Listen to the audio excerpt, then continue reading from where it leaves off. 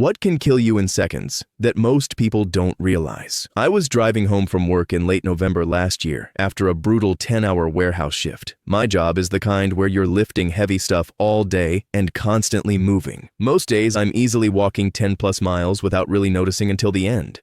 That night I was running on fumes. During the whole shift I'd had 2 Monsters and a coffee, plus a couple cigarettes here and there, thinking I was fine because I'd done it before. But by the time I got in my truck, my body felt wrong. Like my tiredness had an edge to it. I was driving down my usual street, coming up to a stop sign, and suddenly my vision started fading like someone was pulling a curtain over my eyes. It wasn't normal sleepiness. It was fast, heavy, and scary.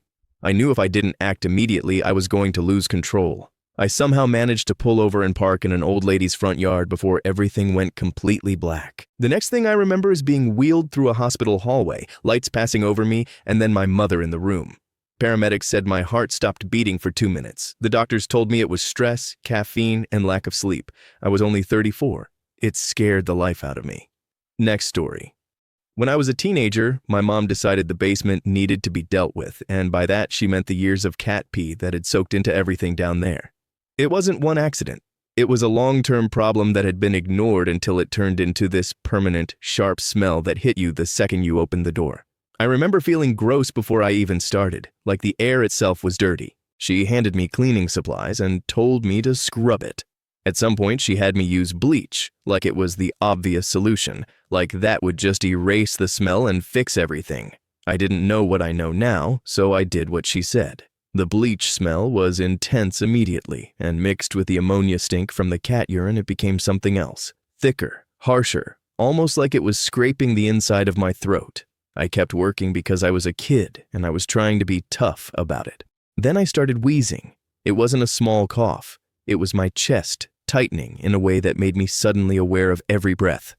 My vision started getting foggy, like my eyes couldn't focus and my head was floating. I told her I didn't feel right, and she just said I could stop when it got that bad, as if that was the normal warning sign. I remember going upstairs, gulping clean air, and realizing I'd been poisoning myself without even knowing it. Next story. On 18th of January 2025, I went outside to grab something from my car when it was about 20 degrees. I honestly thought it would take 30 seconds, maybe a minute, so I didn't put on a coat or gloves.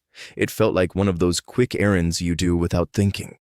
I stepped outside and that cold hit hard, like the air was biting the exposed skin on my hands and face. Still, I kept moving because I wanted to be done fast. On my way back, I tripped on the walkway and went down hard. I face-planted right into a snowbank and my hands punched into wet slush underneath the snow. That was the moment everything changed. The wet cold grabbed my fingers instantly. I scrambled to my feet and half crawled, half stumbled to the door, telling myself I was fine, that I just needed to get inside. But when I reached the knob, my hands didn't work. They were there, but they weren't mine anymore. I couldn't get my fingers around it. I tried again, harder, and nothing happened. Panic hit like a wave, because now it wasn't cold, it was a real problem. I shoved my hands into my armpits to warm them and started yelling, loud and desperate, hoping someone would hear. A neighbor finally did. I woke up later in the ER with a doctor telling me that if I'd been out there 20 more minutes, it wouldn't have been an ambulance picking me up. I still think about how close I got, all because I didn't bother to put on gloves. Next story. My friend's 3 cats were rescued from a fire, and at first it felt like the kind of miracle ending you pray for. Everyone was emotional and relieved because the hardest part of any fire story is the thought of living things trapped inside. When we heard they'd gotten the cats out, we were genuinely thrilled. It felt like the one good piece of news in an otherwise awful situation. But then the reality came in a way none of us expected. The cats were alive, but they weren't okay. The vet explained that they had severe lung damage from the smoke. From the outside, you want to believe that if an animal makes it out, they'll recover with rest and care, like they just need time. But it wasn't like that. Their breathing was wrong. Labored, weak, like they were fighting for air even while sitting still. We kept holding on to hope, trying to convince ourselves that they would pull through because they were fighters, because they had survived the worst part. The vet was honest and careful with words, but the message was clear. Smoke does damage you can't always see right away. None of them lived more than a few hours afterward. That part still hurts because the moment we thought we were safe to feel happy, we learned it wasn't over. It was a lesson I never wanted. Surviving the flames isn't always surviving the fire. Next story. A coworker had an aneurysm right in front of me while we were having an ordinary conversation. One of those normal moments where you're talking about life, family, nothing urgent. She was telling me about her son, and everything about her looked fine until it didn't. Mid-sentence, she paused and said a sudden headache hit her like nothing she'd ever felt before. The way she said it made my stomach drop. Because it wasn't, "I don't feel good." It was shock, like something exploded inside her head. I started asking questions because I didn't know what else to do. She described symptoms fast: powerful headache, stiff neck, pain behind her eyes, ears ringing. For a minute after that initial wave, she seemed like she might be getting better. That part was terrifying too because it almost makes you doubt what you're seeing. Then, without warning, she collapsed out of her chair and started seizing. I called 911 immediately and got building security involved, and I kept repeating what she told me so nobody would miss it. In the ER, they did a CT scan quickly, saw the aneurysm, and got her into surgery shortly after. She made a full recovery with no brain damage, which still feels unreal considering how fast it all happened. I'm grateful it happened when people were around. I think about that all the time. How different it would have been if she was alone or driving or somewhere nobody could act fast. Next story. My aunt was on her honeymoon, driving with her brand new husband to their destination. It was supposed to be the happy beginning, fresh plans, that light feeling people have when they've just gotten married and the world feels open. They stopped at a gas station along the way, just a normal break on a road trip. She went into the bathroom like it was nothing, like she'd be back in a minute. And then she had an aneurysm in that bathroom. Just like that, an ordinary stop, an ordinary moment, and then life split in half. It's hard to even picture it without feeling sick.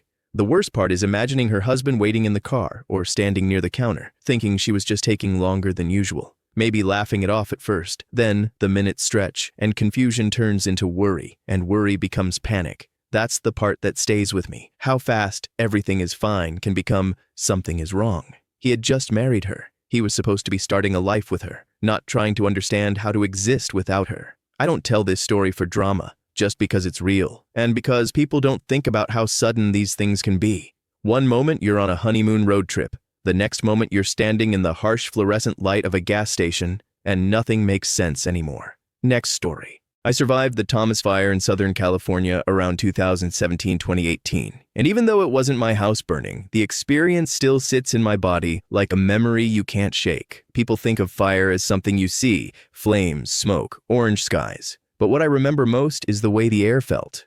The fumes spread through half the city, and it wasn't just smoke. It was thick, chemical, choking, like the world had been turned into a dirty ashtray mixed with something sharper and wrong. The smell was the most awful thing I've ever experienced, except maybe a dead body, and that comparison isn't exaggeration. It had that heavy, sickening edge that makes you want to gag even when you're trying to breathe through your mouth.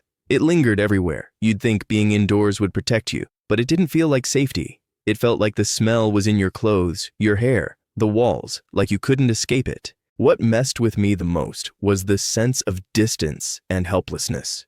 You could look out and see that glow on the horizon and know people were losing everything, while you were standing there breathing it in, waiting to find out if your neighborhood would be next. Even when you weren't directly in the flames, you were still in the disaster. It taught me something. You don't have to be the one whose house is burning to be affected. Fire spreads through the air, through your lungs, through your nerves. It changes how you think about safe. Next story. My mom suffered terrible headaches for about a week after giving birth to me in the early 1980s. I wasn't old enough to understand any of it, obviously, but this story has been told to me so many times it feels like a memory I inherited. The way my family describes it, she kept insisting something wasn't right. It wasn't just a normal headache, not just tired new mom pain. It was persistent, frightening, and it didn't let up. Eventually, she was sent to the hospital for a diagnostic MRI scan of her brain. That alone tells you how serious it had become, because nobody sends a new mother for brain imaging unless the doctors are worried. The scan showed an aneurysm. For a moment, there must have been that awful mix of relief and fear. Relief that there was an answer. Fear because of what that answer meant. Unfortunately, it ruptured. And when it did, she died almost immediately. That sentence still feels impossible to write because it means there wasn't time. There wasn't a slow goodbye or a chance to understand what was happening. She was only 24 years old. What hurts most is the contrast. She had just had a baby, me, and the world should have been opening up, not closing. People talk about childbirth as the beginning of something, but for her, it was the end. The story sits like a warning and a grief at the same time.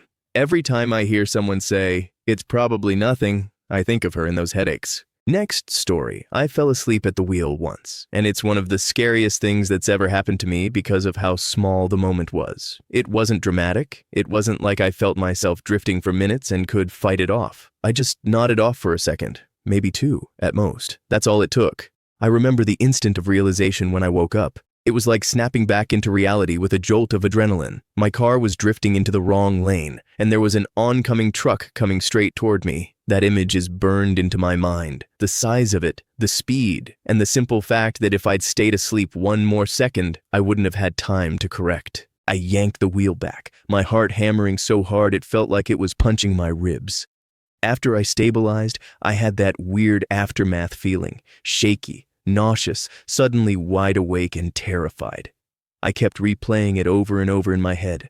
How close it was, how easily it could have been a headline, how nobody would have believed it was just a second. Since then, I don't drive tired. Full stop. I don't negotiate with myself. I don't tell myself I'm fine. I don't do just 10 more minutes. Because I learned something the hard way. The moment you fall asleep at the wheel, you don't get to choose when you wake up.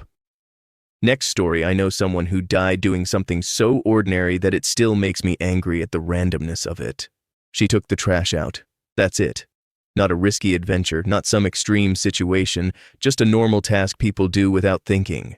It was winter, and there was snow and ice, the kind that turns a simple step into a hazard. She slipped. The fall was bad enough that she broke her hip. People hear broken hip and assume it's painful but manageable, like it's something you go to the hospital for and recover from. The problem was she couldn't get back inside the house. She was stuck outside, hurt, and unable to move properly. And once you're down in freezing weather, time becomes the enemy. What makes it worse is imagining the minutes passing, the cold setting into your body, the panic that rises when you realize no one is coming quickly and you can't fix it yourself. Even if you're yelling, even if you're trying, the situation can turn on you.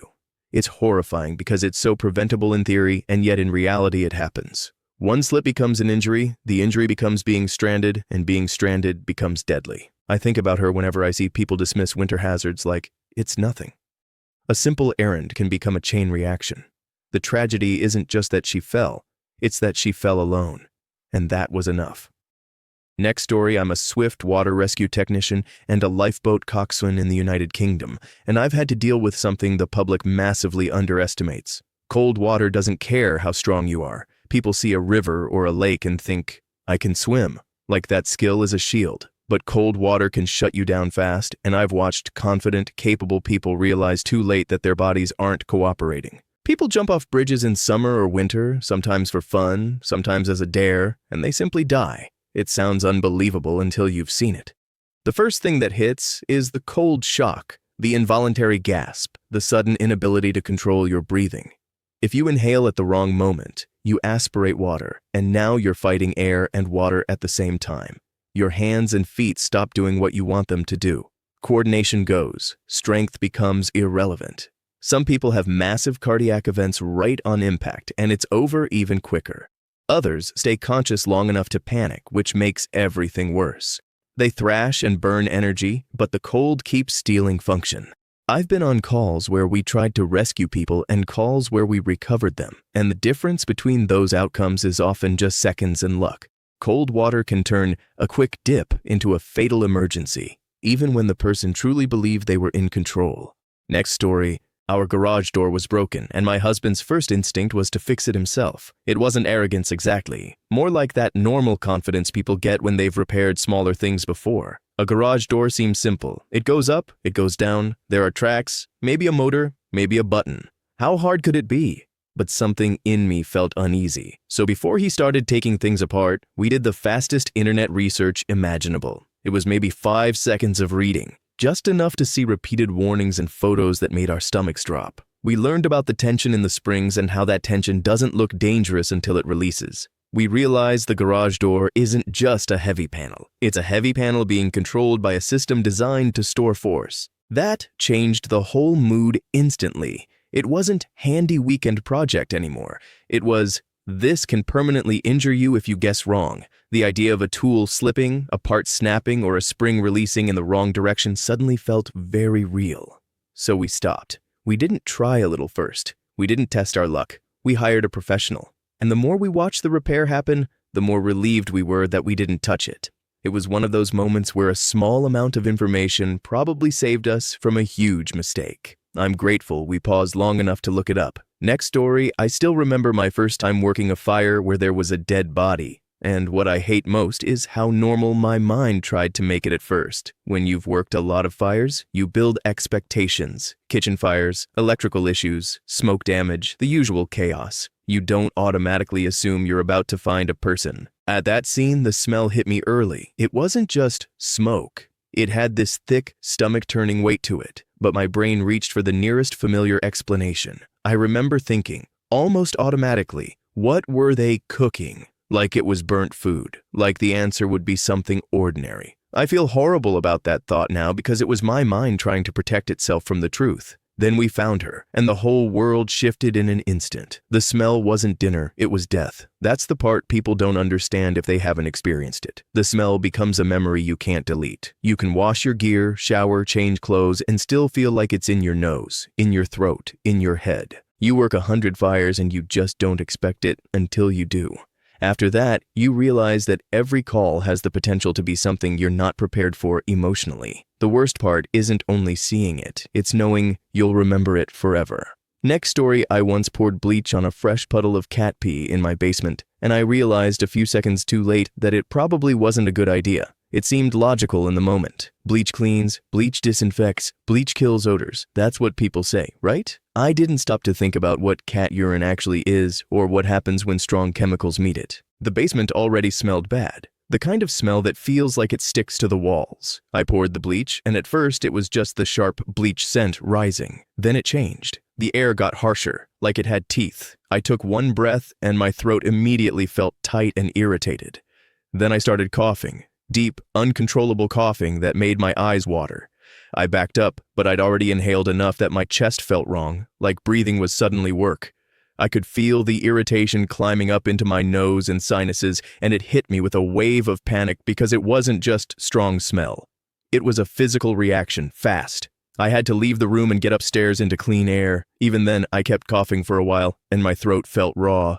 The scary part is how quickly it happened, seconds between "this will clean it" and "I need to get out." That moment taught me that some common cleaning hacks are dangerous, and the consequences don't always give you time to think. One small decision can turn into a chemical exposure before you even understand what you've done. Next story. I had a friend die from a single blow to the head back in my fighting days, and it's the kind of death that still feels unreal because it didn't look dramatic at first. He wasn't even in a match. He was sparring for an upcoming fight, something we'd all done countless times. Sparring is supposed to be controlled, serious, yes, but with respect and awareness. His sparring partner threw a hard left hook before they even tapped fists. My friend wasn't set, wasn't braced, and didn't see it coming. The punch landed clean, and that's what made it so dangerous. It wasn't a long beating. It was one hit at the wrong time, with the wrong angle, and it changed everything. My friend called it for the night. He didn't act like he was dying. He went home, sat on his couch, and held an ice pack to his head like anyone would. That's the part that terrifies me. It looked like a normal outcome, a sore head, a bad sparring moment. Then days passed and no one heard from him. Someone finally broke in to check and found him slumped over on the couch. He'd bled into his brain. He probably never realized the headache was more than pain. It was a warning. It taught me how fragile the body can be and how misleading "seems fine" is after head trauma. One punch can be enough, and sometimes the danger isn't immediate chaos, it's the quiet afterward.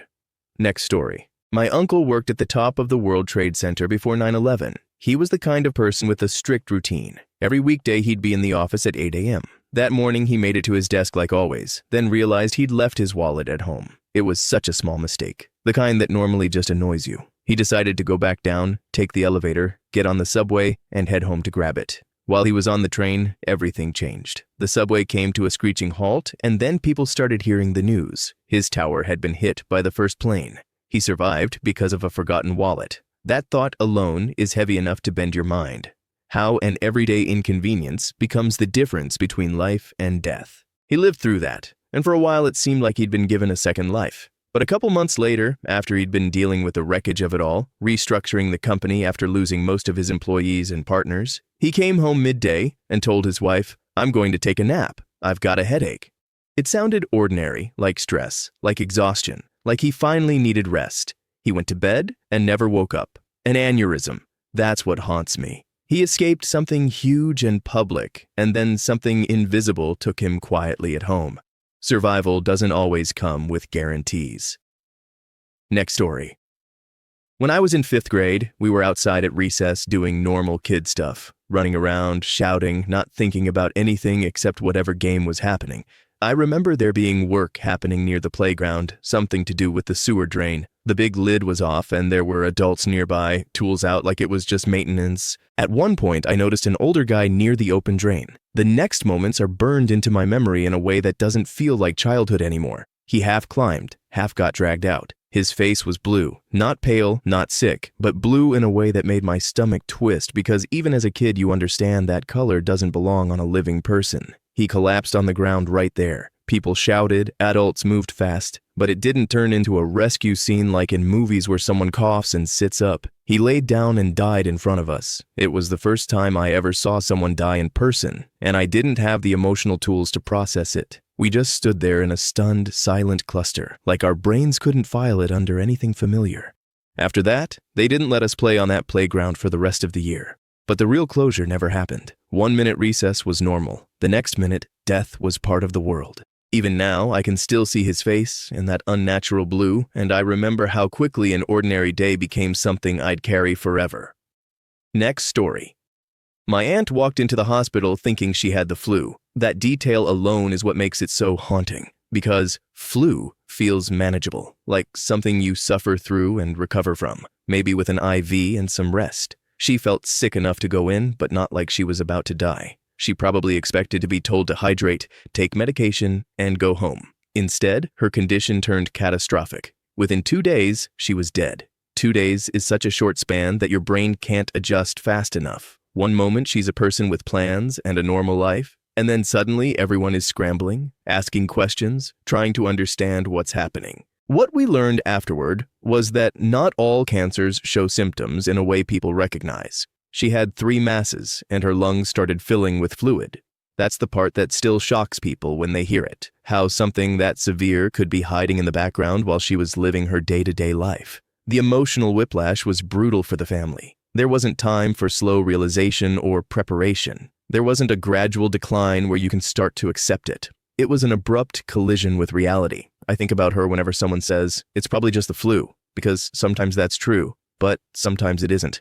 Sometimes flu-like symptoms are the surface of something much bigger. Her story is a reminder that the body can carry silent threats, and you may not know until it's too late.